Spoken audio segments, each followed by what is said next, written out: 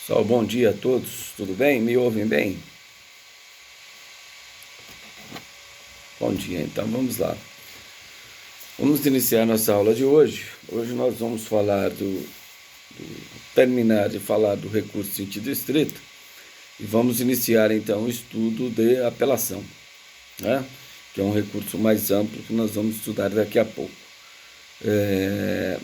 Na última aula, nós estudamos recurso de sentido estrito e ficamos de falar dos efeitos dos recursos de sentido estrito e depois do processamento do recurso de sentido estrito em segundo grau de jurisdição. O último exemplo que eu dei é quando o juiz apresenta a retratação, e aí, se a outra parte sentir que a partir de então ela passa a ser a sucumbente, ela, por simples petição, requer ao juiz que remeta ao recurso de sentido estrito ao Tribunal de Justiça, ao Tribunal Regional Federal, para que o mesmo fosse analisado, desde que aquela nova decisão após juízo de retratação esteja também contemplada no rol do artigo 581.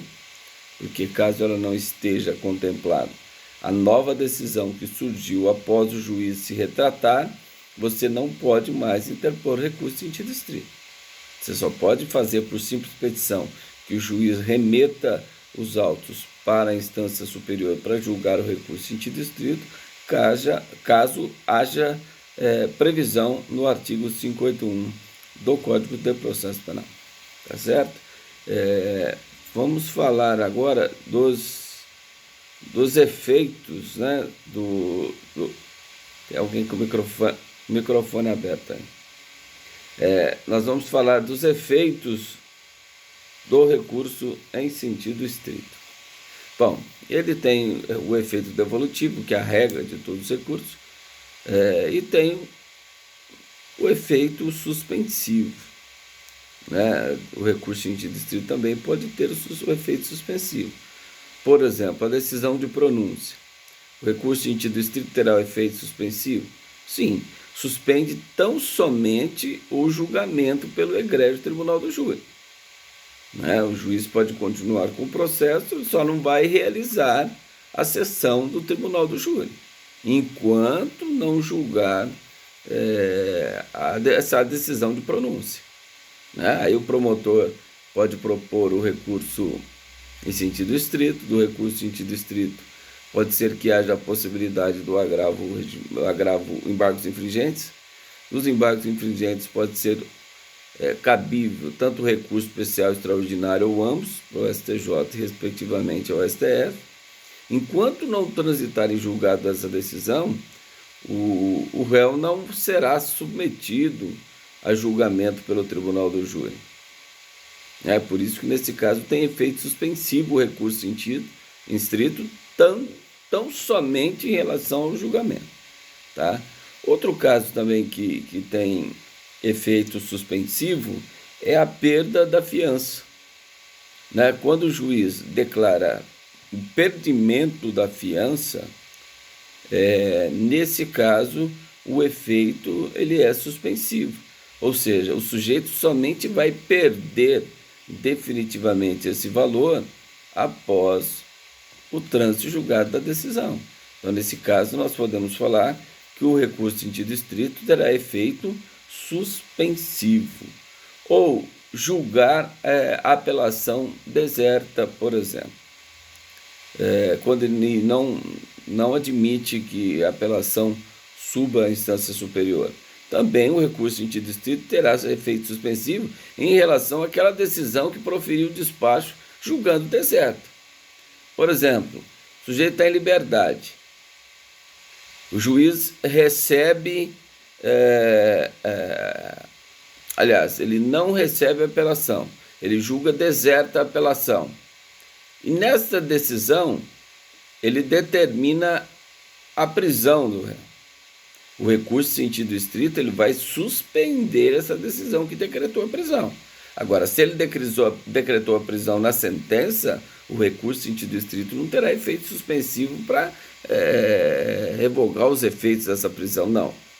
O que é suspensivo é a decisão que delibera sobre o julgamento a decisão por parte do juiz que a apelação é considerada deserta.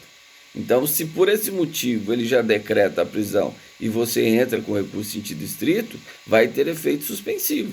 Enquanto não julgar o seu recurso em sentido estrito, né, não vai ter efeito essa decisão que mandou expedir o mandado de prisão. Porque é da decisão do juiz que julga deserta a apelação. Nesse caso, o efeito do recurso em sentido estrito também terá um efeito suspensivo. E a outra hipótese também que nós podemos aventar é quando tratamos da desclassificação do artigo 419 do Código de Processo Penal. Quando o juiz, nos crimes de competência do júri, desclassifica e remete os autos para um juiz singular para julgar o processo. Então vamos imaginar que esse processo está com o juiz do tribunal do júri, porque ele entendeu aqui, naquele primeiro momento que ele recebeu a denúncia, que o crime era de homicídio doloso, tentado ao consumado.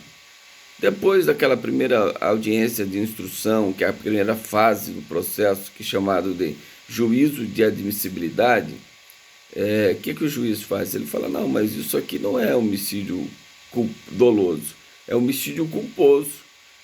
Eu não sou mais competente para julgar homicídio culposo, então eu vou desclassificar para a competência de um outro juiz singular, que é competente para julgar o homicídio culposo. Então, desta decisão cabe o quê? Nós já estudamos.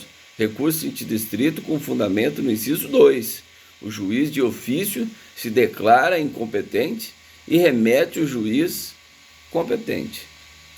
Então, você vai entrar com o recurso em sentido estrito com fundamento no inciso 2, toda vez que o juiz declarar-se incompetente. Então, nesse caso, o juiz do júri está dizendo, eu não sou competente para julgar o homicídio doloso, aliás, culposo, e eu vejo que agora aqui é um homicídio culposo e não doloso, eu vou desclassificar e mandar para o juiz singular. Desta decisão é possível o recurso em sentido estrito com efeito suspensivo, ou seja, presta atenção do efeito. Enquanto não transitar em julgado essa decisão, vamos imaginar que o Ministério Público recorreu em sentido estrito, dizendo, não, você é competente, o processo é doloso, tem que ficar no júri. Enquanto não transitar em julgado essa decisão, os autos não serão remetidos ao juiz singular. Isso é efeito suspensivo do recurso em sentido estrito. E essas contemplações que nós estamos falando aqui, ela não é aleatório, está previsto que será dado efeito suspensivo ao recurso em sentido estrito nos casos previstos no artigo 584 do Código de Processo Penal. Então, no artigo 584 do Processo Penal diz que o recurso em sentido estrito será recebido no efeito suspensivo nestas seguintes hipóteses. E aí nós já começamos a falar. E a última é quando o juiz julgar quebrada a fiança, nos termos do artigo 341 do Código de Processo Penal.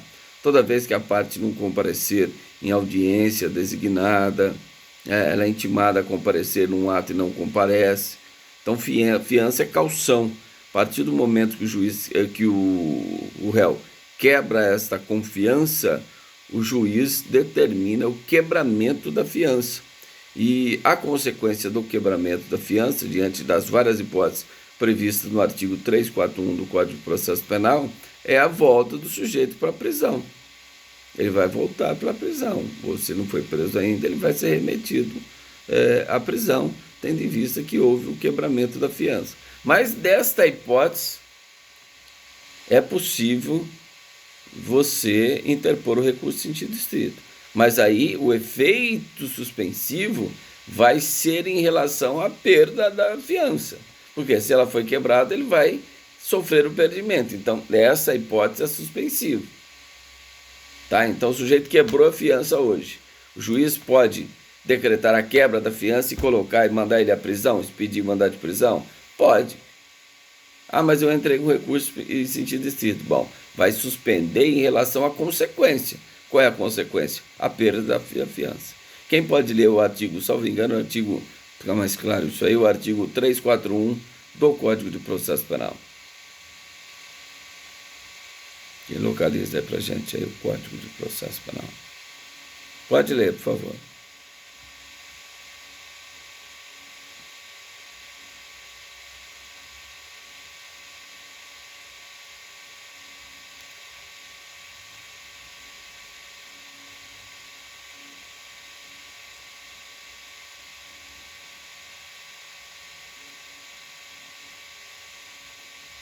Certo.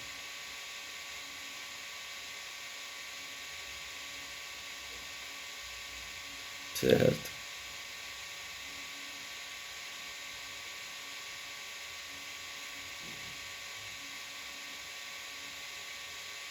Tá, então essas são as hipóteses que o juiz vai julgar quebrada a fiança, e uma das consequências do quebramento da fiança é a perda de um valor prestado pela fiança, cuja aí sim o recurso em sentido estrito terá efeito suspensivo. Tá certo?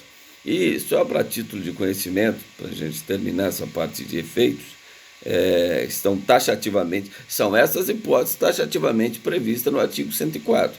Não tem outra hipótese para você afirmar ou sustentar que o recurso em sentido estrito teria efeito suspensivo.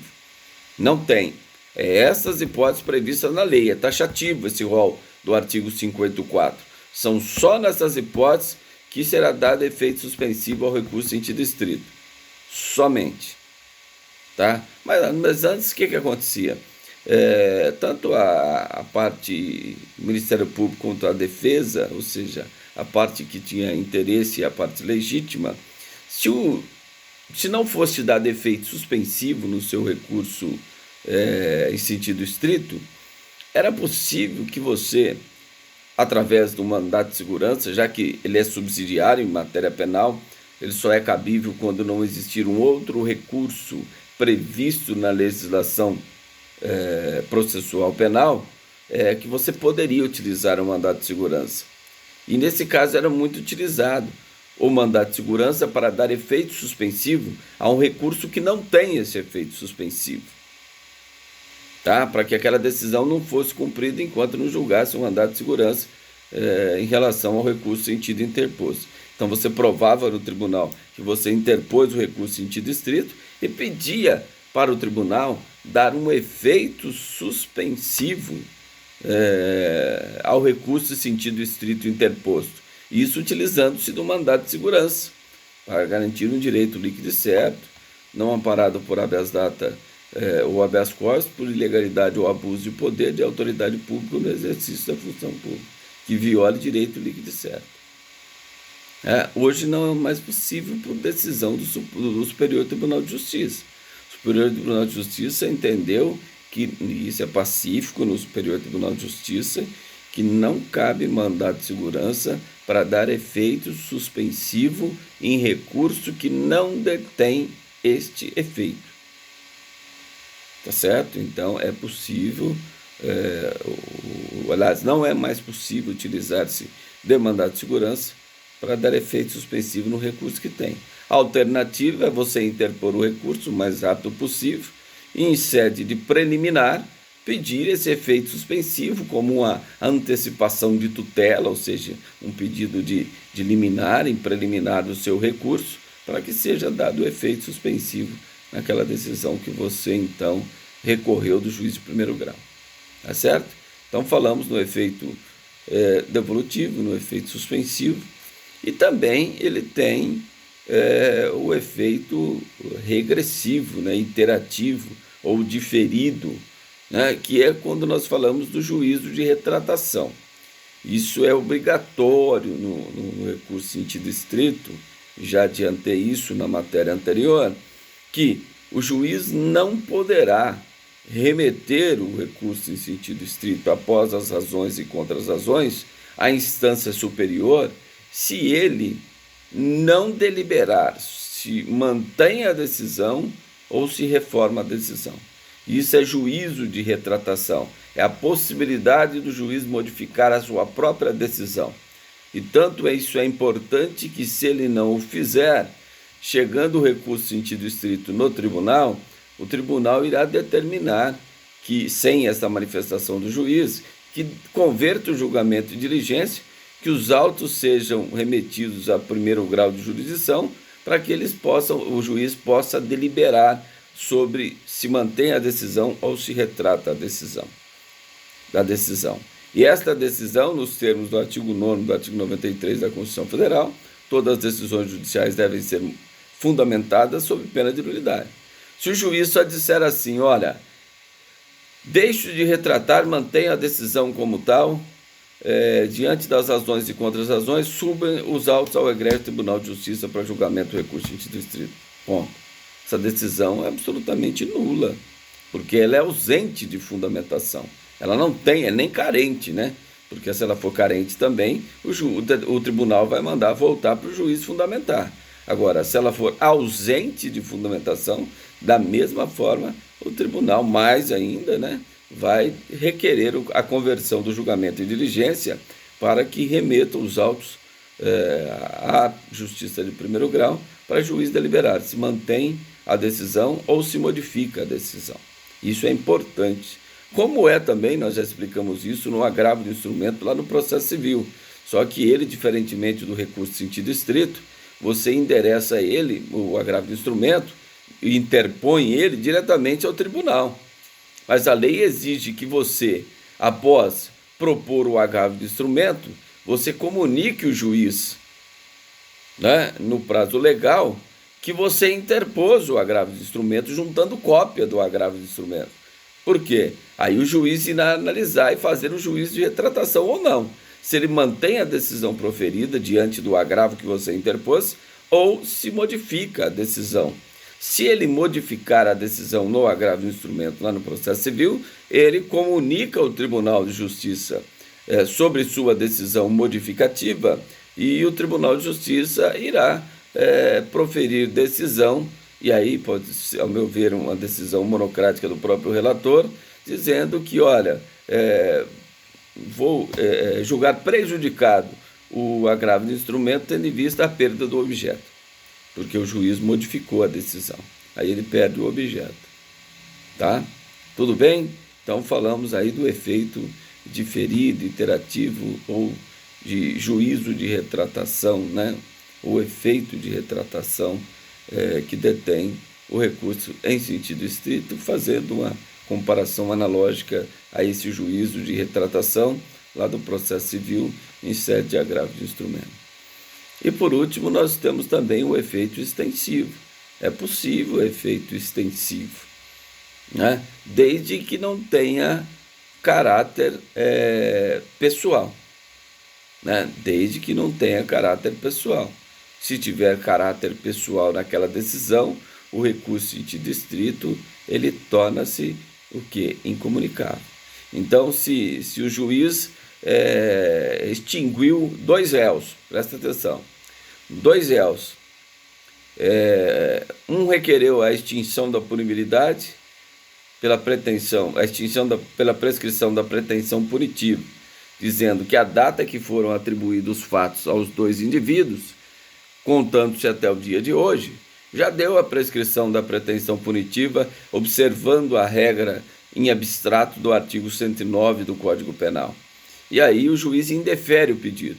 Somente um réu recorre em sentido estrito.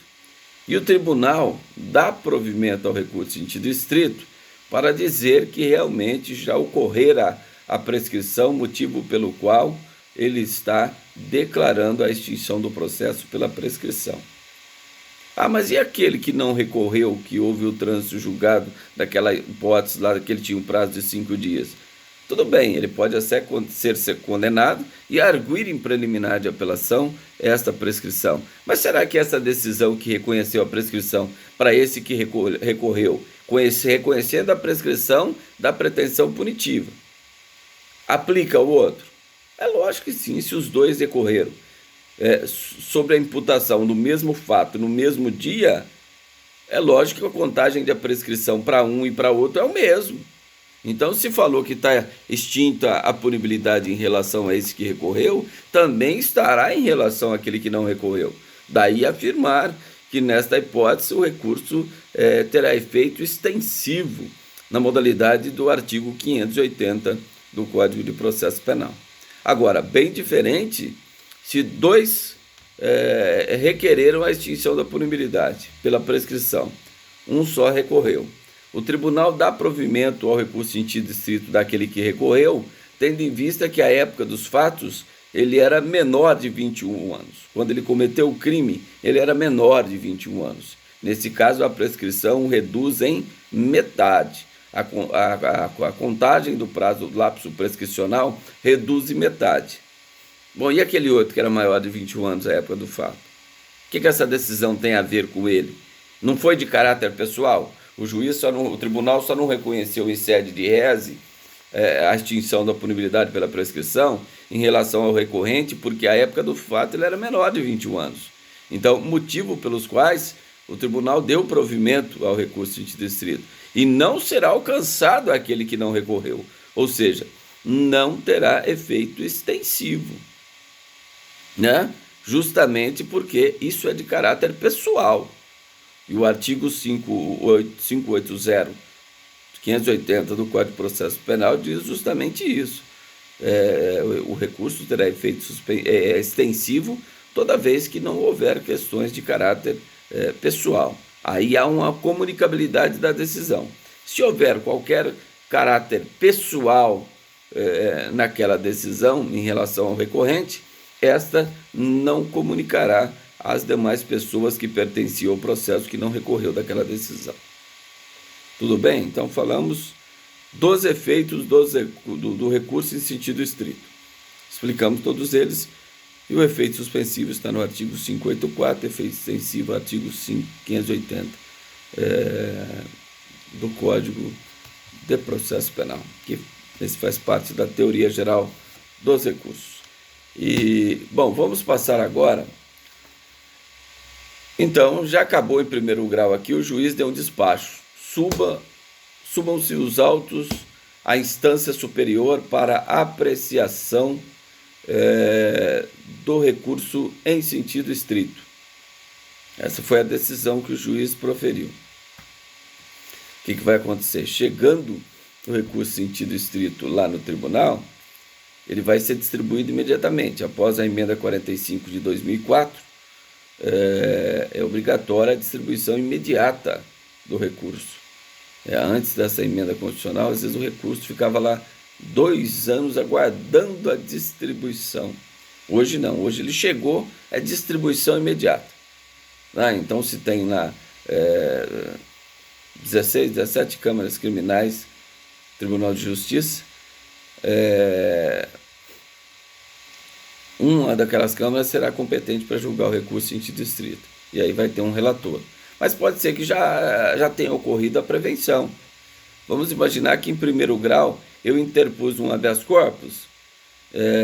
Esse habeas corpus caiu na terceira Câmara Criminal do Tribunal de Justiça, que analisou aquele habeas corpus dentro daquele processo que eu atuei. E agora estou interpondo o recurso em sentido estrito. Então, o que vai acontecer? Esse recurso em sentido estrito, ele não vai ser distribuído, porque já ocorreu a prevenção. O juiz já vai mandar direto para aquela Câmara Criminal, que é a terceira Câmara Criminal. Se ele não mandar especificamente a terceira, quando chegar lá no tribunal, no distribuidor do tribunal, eles vão verificar que já existe uma prevenção em relação àqueles réus e à justiça pública. Aí eles remetem obrigatoriamente já para aquela Câmara Criminal ou no Tribunal Regional Federal, na turma recursal, que lá são turmas no Tribunal Regional Federal e não câmaras, no Tribunal de Justiça chamado de câmaras criminais, serão remetidos diretamente a ela, porque já estão prevendo. Se não tiver prevento, é necessário que se faça a distribuição. Feita a distribuição, será enviado ao relator. O relator remeterá imediatamente para a Procuradoria Geral de Justiça no âmbito estadual ou Procuradoria da República no âmbito federal, né, que terá o prazo de 5 dias para oferecimento do parecer. Então, é obrigatória a atuação do Ministério Público em segundo grau. E lá são os procuradores de justiça, ou seja, um grau de carreira a mais do que os promotores e procuradores. Lá são os procuradores de justiça. São promotores que atuam em segundo grau, chamados de procuradores de justiça no âmbito estadual, procuradores da República, subprocurador da República no âmbito federal. Tá certo? Então será enviado a eles para manifestar através do parecer em 5 dias. Se concordam em que seja dado provimento ao recurso ou que seja improvido o recurso. Tá? Ele não fica vinculado àquilo que o promotor falou em primeiro grau. O promotor pode ter recorrido, chega no procurador e fala: eu entendo que esse promotor está equivocado, eu entendo que a defesa está certa, então eu vou fazer um parecer aqui dizendo que a defesa está correta, que deve ser dado provimento ao recurso em sentido estrito. Tá? Isso pode acontecer? Lógico que sim. E vamos imaginar que tem, depois eu explico que chega na sustentação oral, tá? Fica mais fácil, então vamos lá.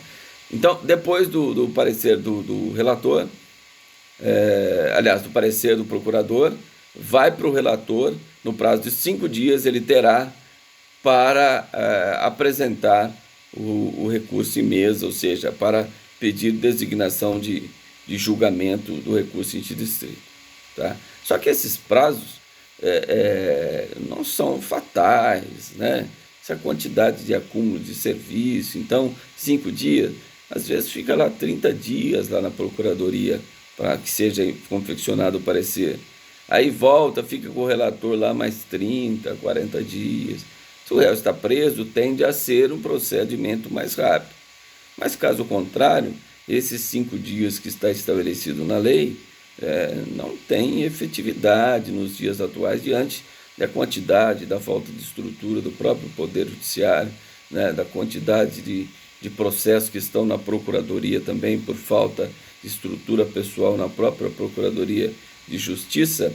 Esses prazos, maioria das vezes, não são respeitados.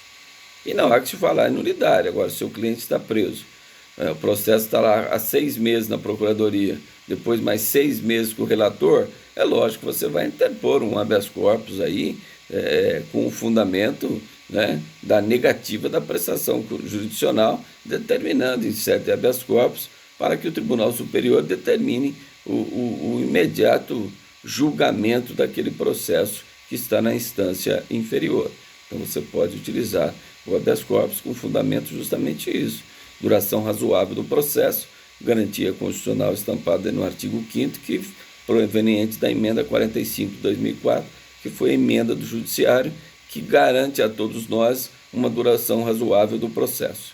E em relação à prisão preventiva, é necessário que a cada 90 dias o tribunal competente ou o juiz competente se manifeste de forma por escrito e fundamentada a necessidade da manutenção da custódia preventiva, sob pena de, se ele não manifestar, a partir daí caracteriza um constrangimento ilegal, a prisão passa a ser ilegal e deverá ser relaxada, seja de ofício, seja provocado através da parte interessada, ou seja, da defesa, nas instâncias ordinárias competentes. Tudo bem? Então, com o parecer e com o pedido de voto já pronto e o pedido de data de designação de julgamento, será marcada então a data do julgamento do recurso em sentido estrito.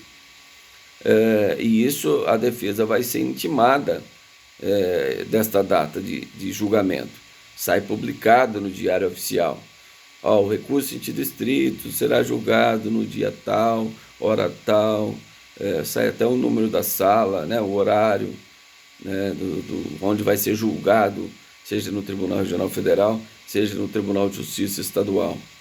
E aí, para possibilitar que a defesa possa exercer o seu direito de fazer uma sustentação oral naquele processo de recurso em sentido estrito.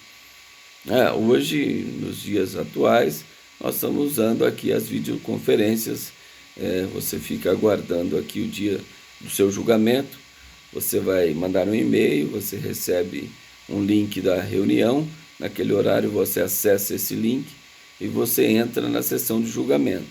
E você fica ali esperando ali, até ele te chamar.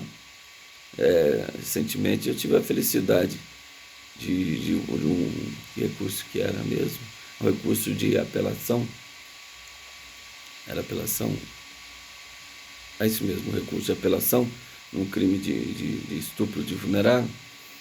Eu loguei às 13h30, é a hora que começou o julgamento, e eu tive que ficar esperando, às vezes, me chamarem por volta das 18 horas. Então eu fiquei das 13h30 às 18 horas à disposição aqui no computador, esperando o presidente da sessão de julgamento me convidar para fazer a sustentação oral naquele caso que estava sendo objeto de estudo. Então, por quê? Pois não.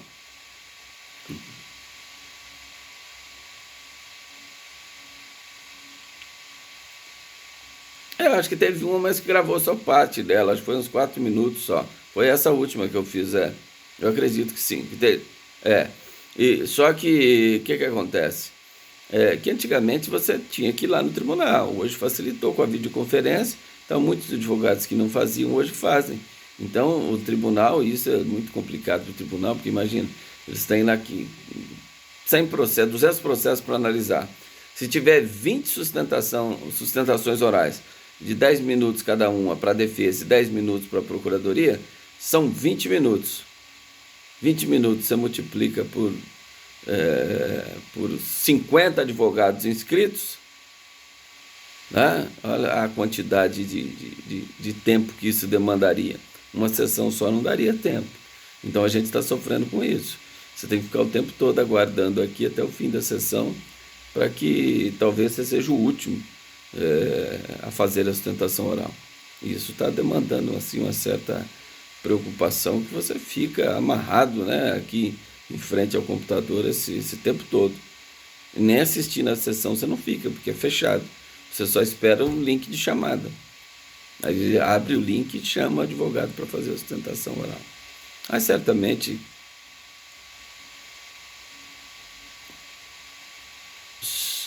Sim, é lógico. Quando o recurso em sentido estrito é do Ministério Público, quem vai iniciar a sustentação oral é o Ministério Público, é o recorrente. Aí sim eu serei convidado a participar e assistir a sustentação oral do Ministério Público. Aí depois abre a palavra para a defesa. Se for ao contrário, se for a defesa a recorrente, é a defesa que faz a sustentação oral em primeiro lugar. Tá? Aí depois vai para a Justiça Pública, procurador de Justiça ou da República no âmbito federal, para fazer a sustentação oral, né? 10 minutos cada um, está no regimento interno. E o que eu estou falando aqui para vocês está no artigo 610, 613 do Código de Processo Penal, que fala da tramitação do recurso em título estrito e da apelação perante ao tribunal de segundo grau. Tá certo? E aí, então, é proferido a sessão, o voto do relator, que nesse caso não tem revisor. De acordo com o artigo 613, só tem revisor nos crimes apenados com reclusão, em se tratando de apelação. Então aí tem o relator, o revisor e o terceiro juiz, ou também chamado de vogal. São 3 que participam do julgamento. Aqui no recurso em sentido estrito são 3, só que não terá revisor. Tá? Terá o voto do relator e colhe o voto dos 2 demais desembargadores sobre o recurso em sentido estrito, após a sustentação oral da defesa e da acusação. E tanto é que, só para vocês terem uma ideia, vamos imaginar que o recurso pode ser da defesa mesmo, da defesa. O promotor é contra, aqui em primeiro grau. Ele faz as contrarrazões. Chegando lá em segundo grau, a procuradoria vai fazer o parecer. No parecer, a procuradoria pode falar assim: não, eu acho que o promotor de primeiro grau está equivocado, a defesa tem razão. Eu vou sugerir aqui no meu parecer que seja dado provimento ao recurso em sentido estrito. Tudo bem, aí você vai achando que Ah, tá fácil, né? O promotor está concordando comigo. Aí vai para a sessão de julgamento. Na sessão de julgamento, pode ser que compareça ali um outro procurador de justiça nomeado para participar daquela sessão. E o outro procurador de justiça, ele tem a liberdade de contrariar aquele próprio parecer que já está no processo. Princípio da autonomia funcional. Ele pode chegar, não, apesar que existe um parecer escrito aqui do meu colega, que respeito, que o conheço, mas eu sou contrário a essa argumentação. Eu considero que o promotor de primeiro grau tem razão, por esse motivo. Então, o meu parecer nessa sessão é no sentido que seja negado o provimento ao recurso em sentido estrito. E aí, a defesa já havia falado, porque ela foi a requerente, e aí passa para julgamento e colhe o voto do relator e os demais desembargadores. Então, olha que engraçado, aparentemente você acha que está tudo ok, né? Ó, o promotor discordou de você, porque você recorreu, ele discordou, fez as contrarrazões.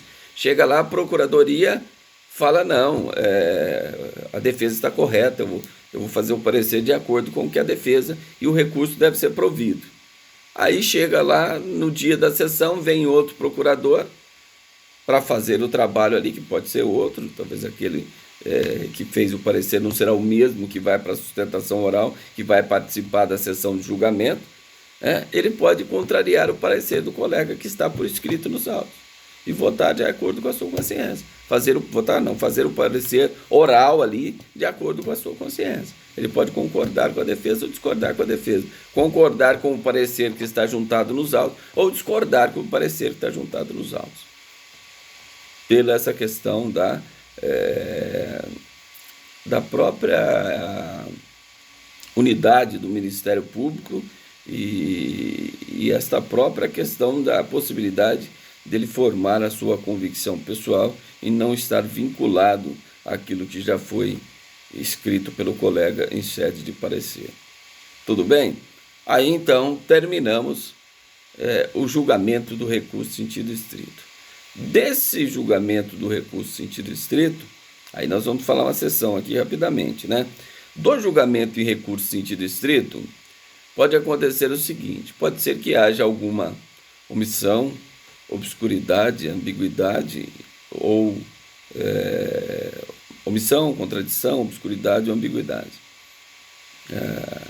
E hoje, por analogia, nós sabemos quando uma decisão é omissa, porque o próprio Código de Processo Civil, ele definiu considerar-se omisso uma decisão que.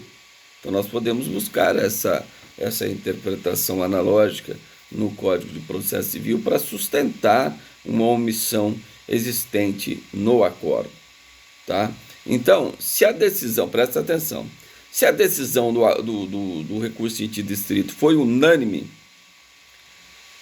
e você quer recorrer por violação a dispositivo, já tem uma nulidade aqui que foi violação à Constituição, violação à ampla defesa, que o juiz não acatou, eu aleguei em preliminar do recurso aqui e não foi acatado.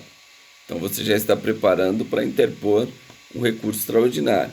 Tem a violação aqui ao dispositivo do Código de Processo Penal.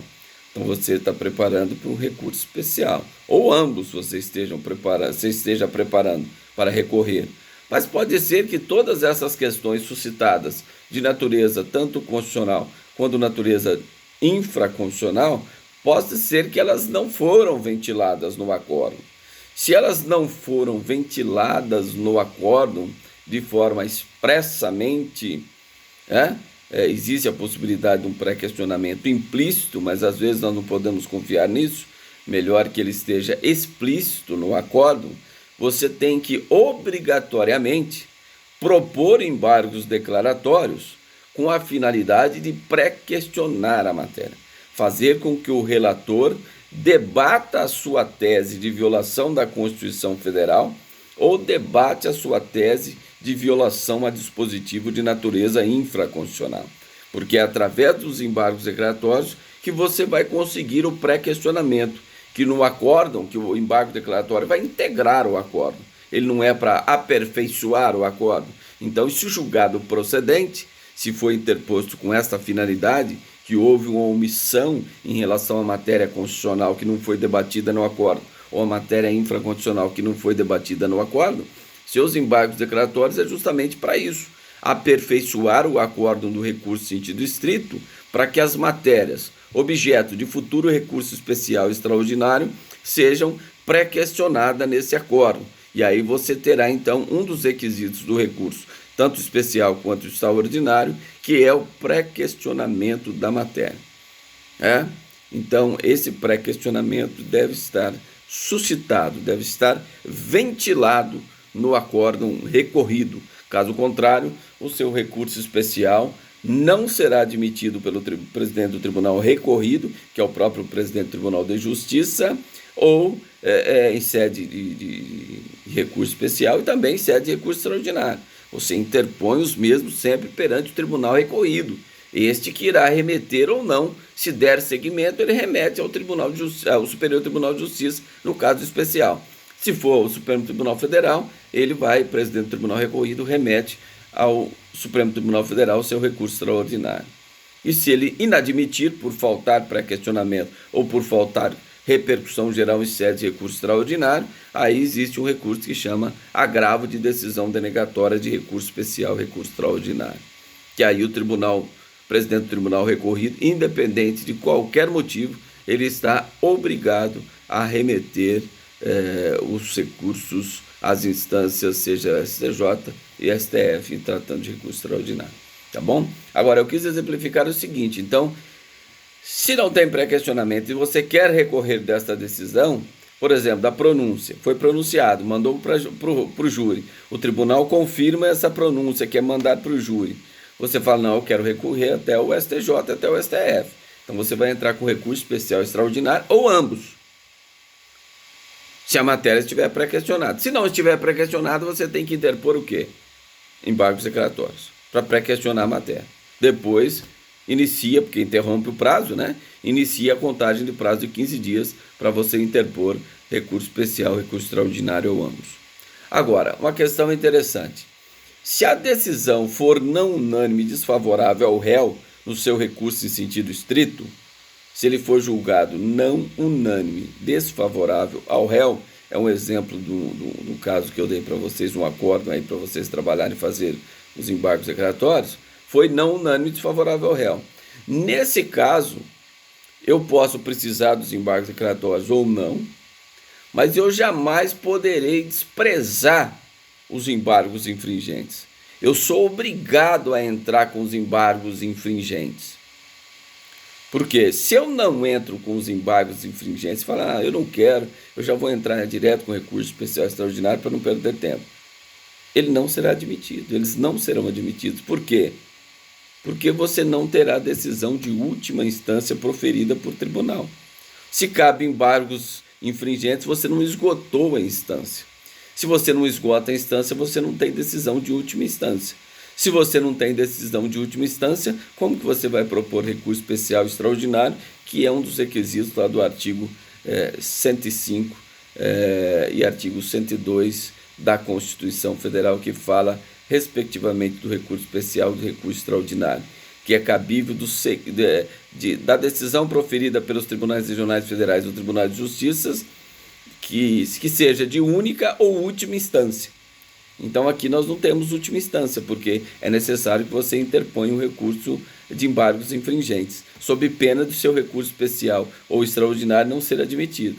Agora, depois que julgou os embargos infringentes, se você não precisar do embargos declaratórios para esclarecer algum ponto ali nos embargos infringentes, aí sim você terá o prazo de 15 dias para propor recurso especial, recurso extraordinário. Mas depois eu preciso falar mais coisa em relação ao embargos infringentes, que aí é bastante detalhada essa questão que eu tenho que explicar aí. Quando os embargos forem parciais e a parte que não foi objeto de desembargos, ela tem execução definitiva. Então nós vamos ver a possibilidade aí, de repente, de você ter que interpor mais de um recurso nesse momento, que não só os embargos infringentes. Tá certo? Pois não.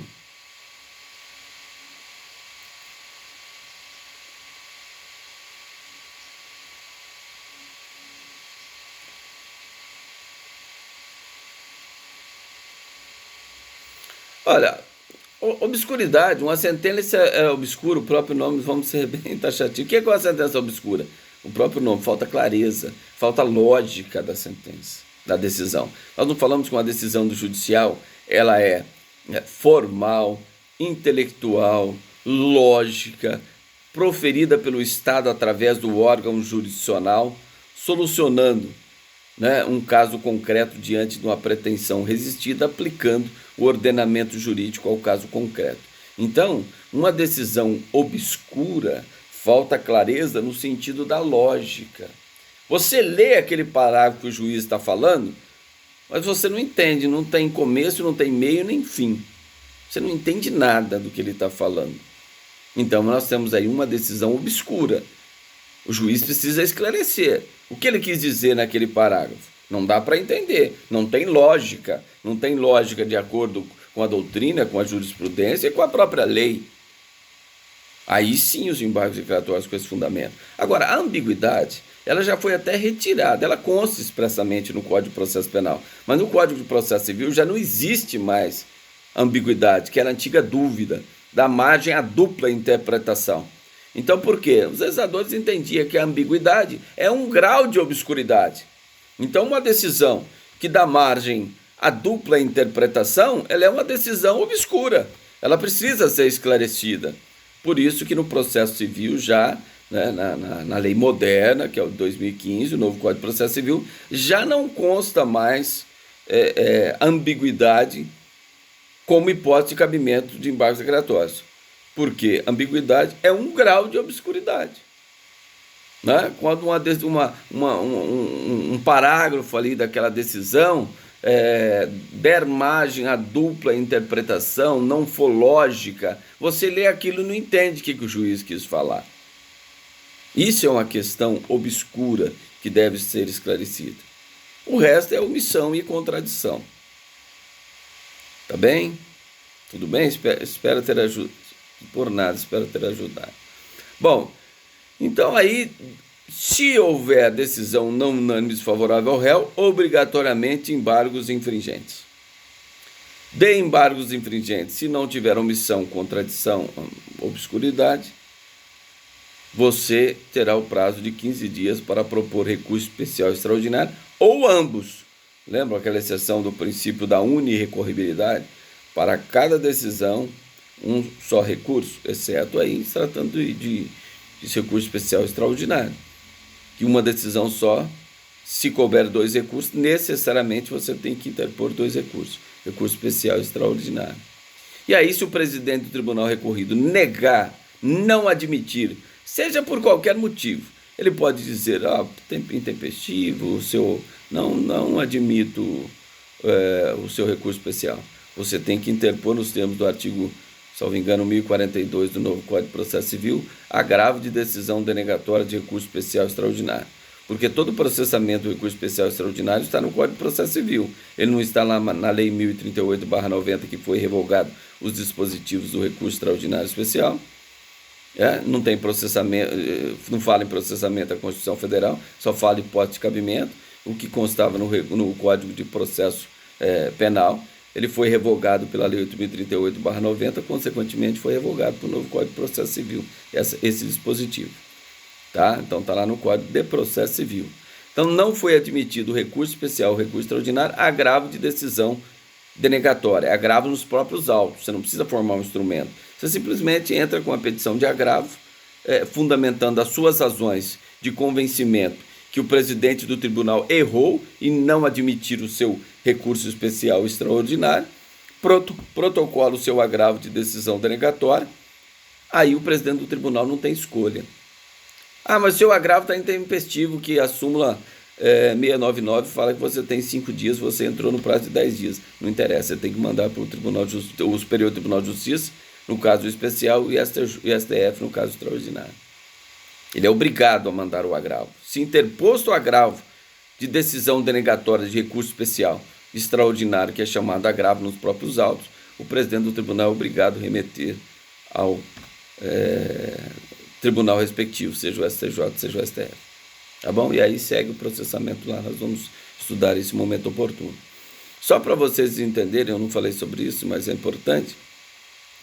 Quando chegar o recurso em sentido estrito no tribunal que distribuir ao relator, esse relator irá analisar e verificar de antemão, isso não impede que ele o faça depois, antes do julgamento, mas de antemão ele vai verificar se estão presentes os requisitos de ordem objetiva e de ordem subjetiva. Ah, mas o juiz não já fez isso lá, por isso que ele recebeu? Tá, mas o juiz pode estar equivocado. Então o desembargador vai dizer, olha, estou analisando aqui que estão presentes os requisitos objetivos e subjetivos.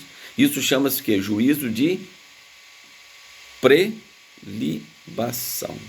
Em juízo de prelibação, o desembargador vai dizer, olha, entendo que o recurso deve ser conhecido e deve ser analisado o mérito do recurso por preencher os requisitos legais de admissibilidade. Ou seja, tempestividade e interesse, que são requisitos objetivos, regularidade, ausência de fatos impeditivos ou extintivos dos recursos, regularidade, tempestividade, cabimento, adequação. Se ele verificar que estão presentes todos esses recursos, ele conhece o seu recurso. Significa o quê? Olha, pode trazer o recurso que nós vamos analisar o mérito do recurso. E aí, no mérito do recurso, essas são duas situações. Ele pode dar provimento total, provimento parcial, ou negar provimento ao recurso em sentido estrito. Essa decisão pode ser unânime ou pode ser por maioria.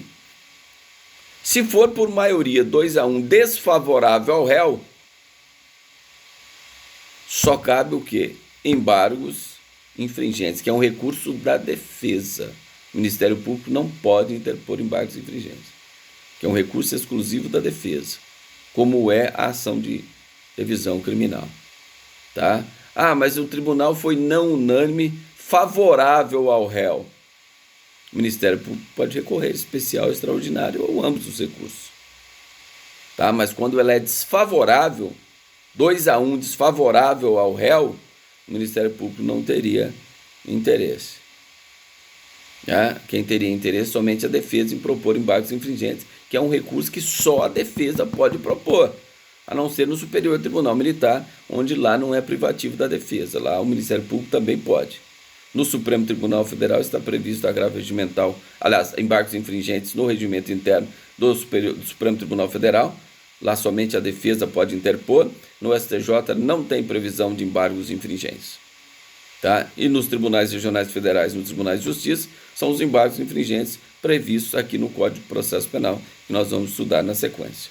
Tá? Mas no Supremo Tribunal Federal, tem no regimento interno previsto quais são as hipóteses de decisões que cabem embargos infringentes. São 3 hipóteses que nós vamos estudar lá na frente, quando estivermos estudando embargos infringentes. Tudo bem, pessoal? Alguma pergunta sobre embargos infringentes ou de nulidade? Aliás, embargos infringentes, não, já não, estou só exemplificando. Embargos infringentes ou de nulidade. Será de nulidade quando você discutir questão processual. Será de infringente quando você discutir questão de mérito. Então, se esse que vocês estão fazendo aí, por exemplo, no futuro, que vocês estão embargando aí, que eu passei na peça de prática, no futuro será proposto que embargos infringentes, porque está discutindo a ausência ou não de qualificadora. Isso é mérito.